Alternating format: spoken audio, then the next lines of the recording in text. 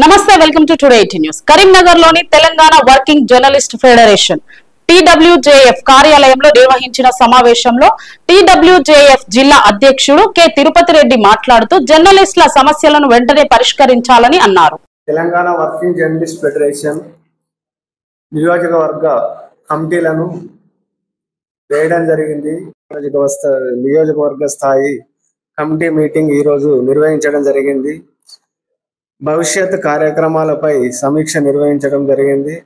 దీనిలో భాగంగా గత కొంతకాలంగా ఇంతకు ముందున్న తెలంగాణ రాష్ట్ర ప్రభుత్వం అప్పుడు 10 సంవత్సరాల నుంచి ఇలా జర్నలిస్టులకు, అర్హులైన జర్నలిస్టులకు ఇళ్ల స్థలాలు ఇస్తా అని చెప్పి ఇప్పటి వరకు ఇవన్నీ దాఖలాలు ఉన్నాయి.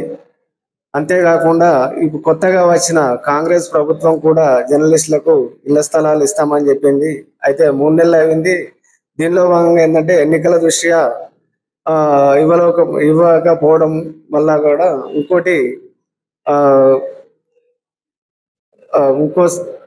హెల్త్ కార్డులు ఏంటంటే కాంగ్రెస్ ప్రభుత్వం జర్నలిస్టులకు కొత్తగా అంటే సెపరేట్గా హెల్త్ కార్డులు ఇస్తామని చెప్పి ఇప్పటి వరకు ఇవ్వలేదు.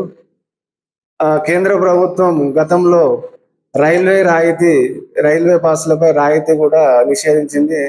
అవి కూడా కేంద్ర ప్రభుత్వం ఇప్పుడు మళ్ళా రైల్వే పాసులపై రాయితీ ఇవ్వాలని చెప్పి తెలంగాణ వర్కింగ్ జర్నలిస్ట్ ఫెడరేషన్ తరఫున విజ్ఞప్తి చేస్తున్నాం.